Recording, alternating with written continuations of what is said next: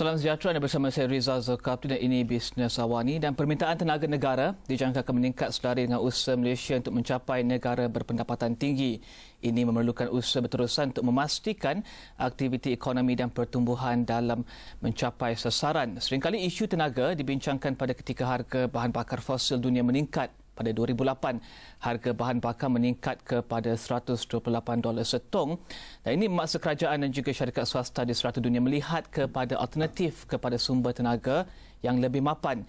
Dan untuk melihat kepada tenaga di Malaysia serta usaha untuk meningkatkan penggunaan tenaga bersih, mapan dan juga inovasi untuk tenaga bersih, kita bersama Ketua Pegawai Eksekutif General Electric ASEAN Stuart Dean, Ketua Pegawai Eksekutif Malaysian Green Technology Corporation Insinyur Ahmad Hadri dan juga Penasihat Kanan Polisi Ekonomi Asia Pasifik Timur Jabatan Negara Amerika James Steele. Gentlemen, thank you for being with us today. Now, first of all, I'm just going to throw a general question looking at Malaysia's aspiration to become a high-income nation by 2020 and looking at the current energy sector in Malaysia. What do you make of it, and will we be able to achieve the goal in 2020 looking at the current situation right now? Maybe you'd like to start? Sure. GE has been present in Malaysia for over 40 years, and so we've seen how Malaysia has really built a pretty good electrical system, really relatively high reserve margins to compared to the countries elsewhere in the ASEAN region. So I think credit to the government for putting in place policies that encourage investment in the energy sector.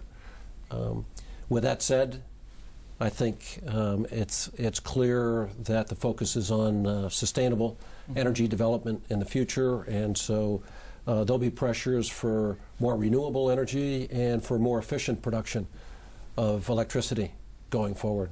And James, what do you make of it? Moving from a developing nation to a developed nation, I'm sure the demand for energy will increase year after year moving forward 2020.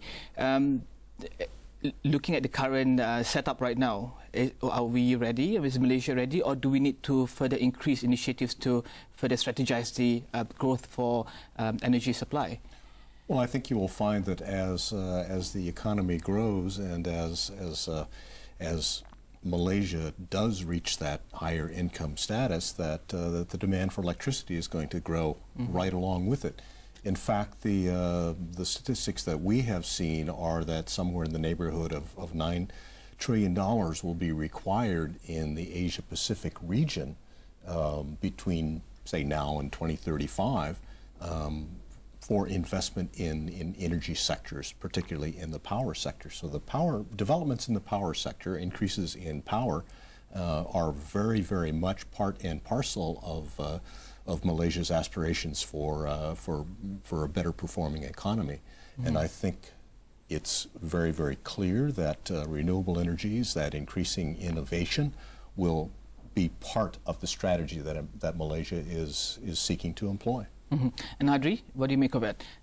Because I think Stuart mentioned an interesting thing just now, which is not a familiar issue, which is renewable energy, sustainable energy. Is Malaysia looking at that intensively right now, or are we still relying on traditional energy sources, or even technology to move towards a cleaner and more sustainable energy?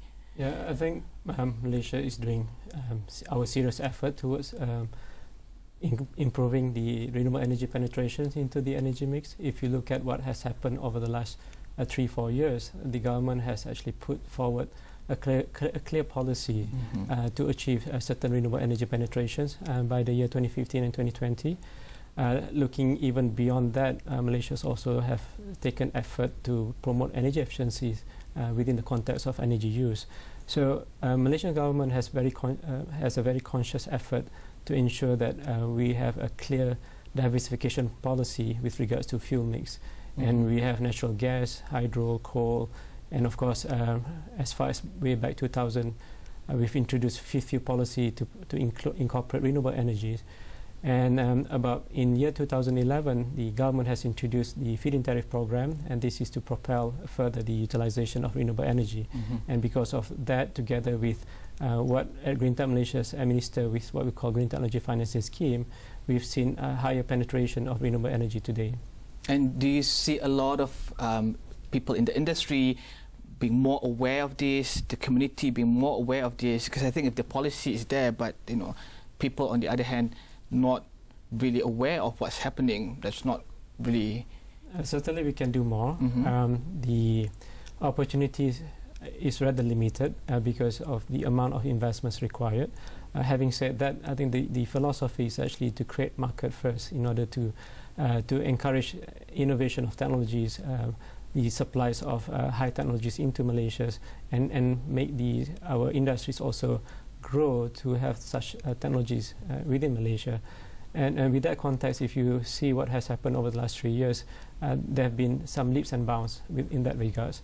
We've seen companies introducing, for example, solar energy in their landfill land, which is, I mean, if you don't put a solar there, you can't use it for any other purposes.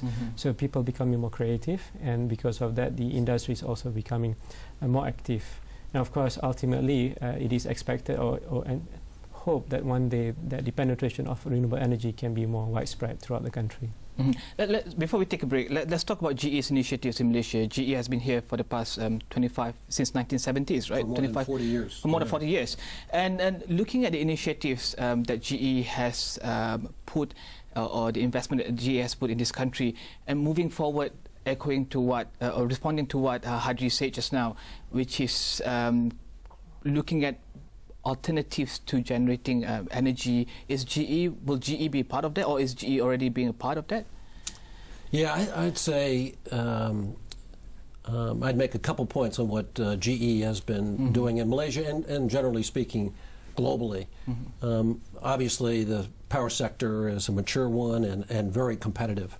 So unless you're innovating and continually improving both the efficiency and quality and durability of your product, you're not going to be successful long term. So that's been a big focus for us. We continue to introduce more fuel efficient equipment here. In fact, we're in the process of introducing what we believe is one of the most efficient gas turbines anywhere in the world, and we think it's a nice fit with Malaysia, which is focusing in Track 4 on utilizing gas, a very clean burning fuel, to create power for electricity. So I think that's positive. I think the other thing I would say, which is great in Malaysia, is they're beginning to address the subsidy problem here. And it's difficult to get some of the new technologies like renewables, whether it's biogas, biomass, solar, maybe even wind. It's hard to get them to get situated in a country where you're competing against subsidized fossil fuels. So the elimination of the subsidies over time, I think, is a gigantic step in the right direction, and it allows companies like GE to introduce some of the new technologies like we have in biomass, biogas, which we can talk a little bit about later on, or wind, or other technologies. Okay, let's take a short break. When we come back, we'll talk about sustainable energy and how do we move forward with sustainable energy, and what policies should be in place, and which sustainable energy should we even look at when it comes to Malaysia, and let's talk about that when we come back from the break. Dan kita akan berehat seketika, kembali selepas ini.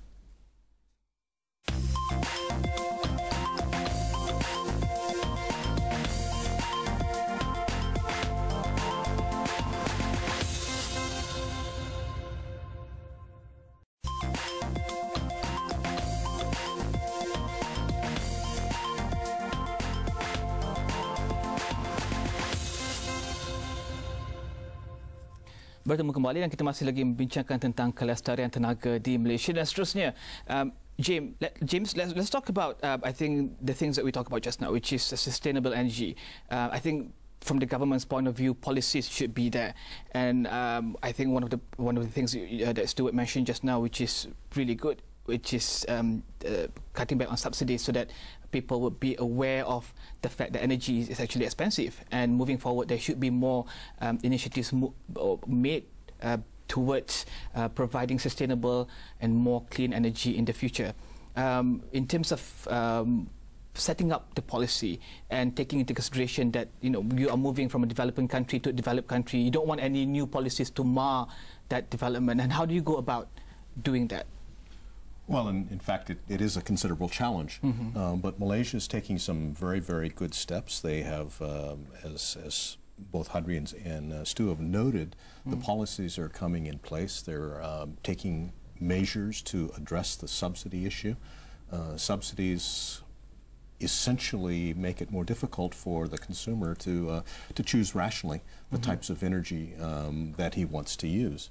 I think as Malaysia moves into the next phase of, say, smart grid development, which is coming down the road before long, then that will give consumers even greater tools with which to make rational energy choices. And as subsidies come off and as smart grid gets implemented and deployed, I think you will find that the consumer does indeed have a better opportunity to make those choices. And we find, in addition, that renewable energies are actually becoming more and more, they're close to cost competitive now with some of the more traditional fossil fuel generated energy, electricity that is currently in use. And when those subsidies do come off, I think you will find that there will be a stronger economic case to further the deployment of renewable energies. So I think that has huge benefits, of course, in the sustainability angle. And then, Hadri, I think you mentioned earlier on how some private sectors or some companies are taking initiatives or making initiatives to set up solar plants or solar energy areas. But would there be a more focus, or should more focus be on that, or other things, or hydroelectric? Which areas should we focus on, or is there a need for a more diversified energy resources instead of focusing on one, say for example solar or hydroelectric? Well, to be sustainable, you need to diversify them properly. You can't just to put all effort and resources into one. And this is unique about Malaysia because we are truly blessed with a lot of natural resources. Not only we have the gas and oil. I mean, you can have coal, of course. For power generation, they are imported. But when you look at hydro, I think Stuart's mentioned about biomass, biogas, and that's really a huge untapped potential that we have. And we can just look at Malaysia is well known for palm oil plantations, and there's a lot of biomass resources available, which are today being used, well, not being used for anything. They're just being as a waste. So those can be converted into power sector too. Especially when we look into biogas, these are the problem that the palm oil industries have to manage with regards to managing their methane. So that can also be converted. And we haven't even looked into the waste management with regards to municipal waste. There's a huge potential there too. Of course, those are one aspect when we look at power generations. We have to address things more holistically with regards to consumptions. That means how we use the energy to be more efficient, and then we can have, that means for every energy that we produce will be more efficiently consumed. And this involves in a lot of aspects from our day-to-day activities, the way we live ourselves, the way we communicate or commute as well, and even the building itself. So that's why from government perspective, when the Prime Minister's introduced green technology policies, it's really to look at a lot of ways being more holistic, not only from energy sector, looking at buildings, transport, waste, and water issues as well.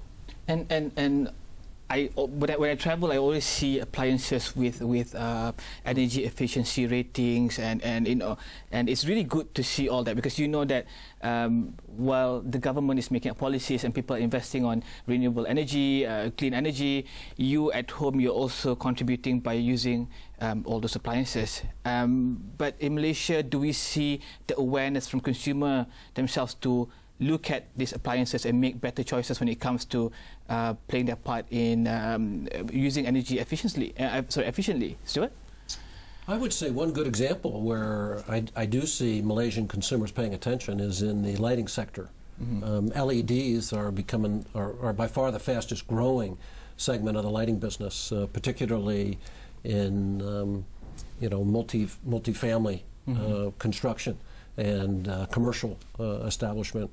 So I think there is increasing sensitivity to energy efficiency. And I think that anyone who is buying power generation is taking life cycle costs into consideration as part of that decision making. And you know, one of the biggest components of life cycle cost is the fuel usage over the period of time that equipment's going to be operating. And believe me, everybody takes that into consideration in those decisions. And I think Hadri also made an interesting point just now, which is the sustainable energy part and where people have to actually invest and moving forward. But you know, the question is, who should invest? Should it be the government or should it be the private sector? Maybe James, you can answer the question. Well, that's a question that will certainly be decided by each individual economy, each individual country, who's going to make the best, or who's going to be given the role of being the investor. I think what you will find, though, that in today's economies, there is an increasing awareness on the part of financing agencies, and these could be government financing agencies, these could be private financiers. That renewable energies, that energy efficiency, that new technologies and building efficiencies are increasingly a good investment. So that in and of itself is going to be a big assist to the process of really achieving an all-of-the-above strategy. I mean, there are many pieces to this particular set of issues that all must be addressed, and I think we're moving in that direction. Okay, let's take another short break, and when we come back, we'll talk about innovation and how innovation will not just be a solution to this energy issue, but it will also create things in the future, for example, jobs, and it will also be one of the catalysts to further generate economy. And let's talk about that when we come back from the short break. Kita akan berehat seketika, kembali selepas ini.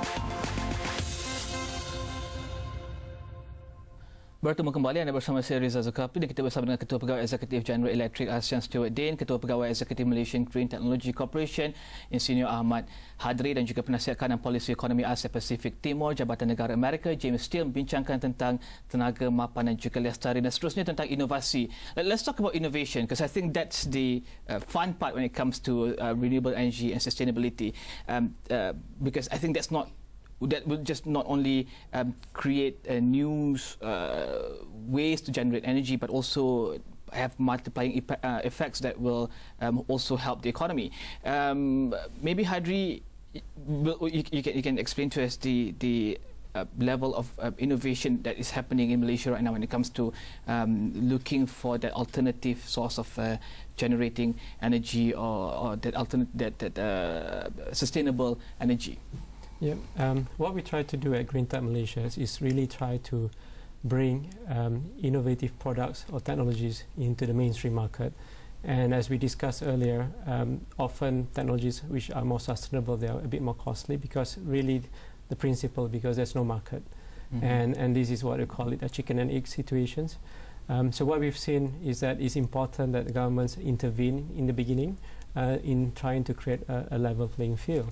So one of the aspects that we are working on today is on electric bus, and this is an innovation perhaps relatively new in Malaysia. And when we look at the potentials, it's tremendous, because not only from the perspective of emissions in the cities, because we've heard stories around the world that some cities have to ban cars or emission producing transport into the city because it's just polluting, and it's also creating discolorations on the facade. So we look into that, but more interestingly, it's actually more energy efficient in terms of fuel consumptions. And we've done a pilot trial about 6 months ago on an electric bus, and we found that for every 100 kilometer travel, the fuel cost saving by converting from normal diesel consumptions to electricity is as much as 65%. And because of that, you remember, diesel is subsidized by government, electricity also is subsidized by government today. But in terms of subsidy saving to government is 70%. That's huge. So these are the aspects that sometimes people don't see. Of course, the challenge today, the bus is still expensive because the market is not there. So this is why industry players, especially like GE, they are important to come up with innovations, and we work together to create a market for them, and hoping that the price can come down, and ultimately the people will benefit. And I'm sure innovation is a huge thing at GE as well, right? Yeah, absolutely. I think these new technologies and renewables offer a lot of potential for innovation. But is it expensive to go into that first, and maybe developing it in the future will be? Yeah, the first ones, are more expensive, and over time, as you get volume, you can drive those costs down. We've got a very innovative partnership with a Malaysian company called Green and Smart, taking palm oil mill effluent, converting that to biogas, and then burning it in highly efficient GE gas engines to create power. So that's exciting. You mentioned municipal waste, landfill waste. Similar, we have a project in Malaysia capturing the methane gas coming off of landfills. Methane gas, as you know, is 20 times more dangerous to the environment than carbon dioxide. And so capture that and burn that in highly efficient GE gas engines to create electricity is another great approach. Renewables, I think, are going to become increasingly important, but I think it's, and Hadri mentioned electric buses. We're investing in Malaysia in new electric MRT lines, which I think is great. And that, of course, is going to create more pressure to create power generation upstream to fund these programs. And so, at least in the short term, the best way to improve efficiency and get sustainability is by making the existing system more efficient. So, so new power generation being brought on should introduce the highest and most efficient technology, such as the gas turbine technology I mentioned earlier, the 9HA technology. But the great thing about that is that technology, as across the installed base, can be brought in and making the installed base a lot more efficient than it is today.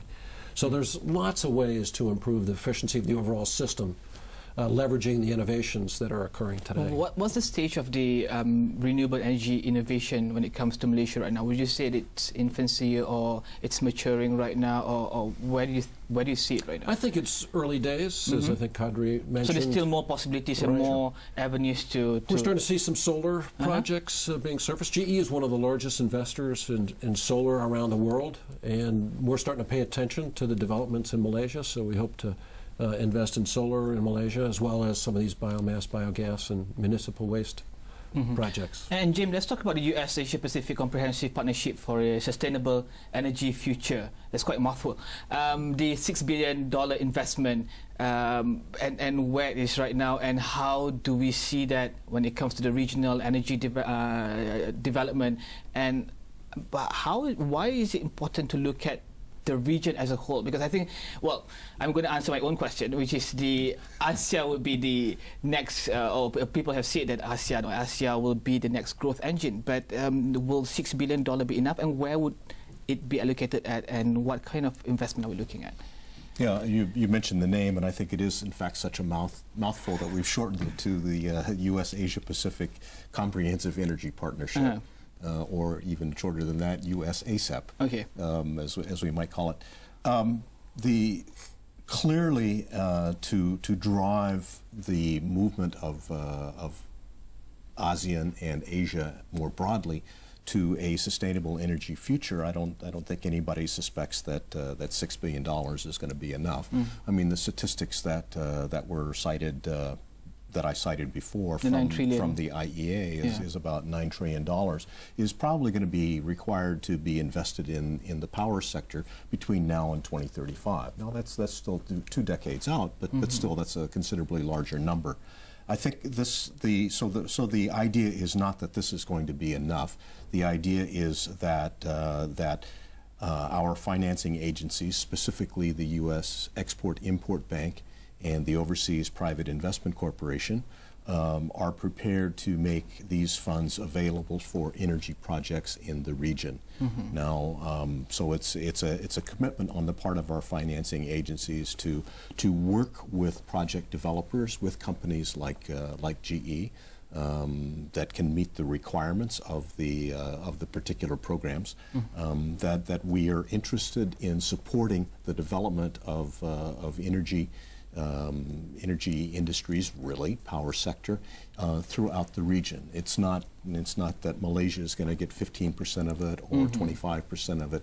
It's that these funds will be available for use throughout the region in the power sector. Okay, thank you very much, James, and also Hadri and also Stuart for being with us today. Itu tadi Ketua Pegawai Eksekutif General Electric ASEAN, Stuart Dean, Ketua Pegawai Eksekutif Malaysian Green Technology Corporation Insinyur Ahmad Hadri, dan juga Penasihat Kanan Polisi Ekonomi Asia Pasifik Timur Jabatan Negara Amerika Syarikat James Steele membincangkan tentang tenaga lestari dan juga inovasi serta usaha untuk bergerak ke hadapan dalam memastikan Malaysia memenuhi keperluan tenaga dalam mencapai sasaran negara berpendapatan tinggi. Saya Rizal Zulkafli, salam hormat.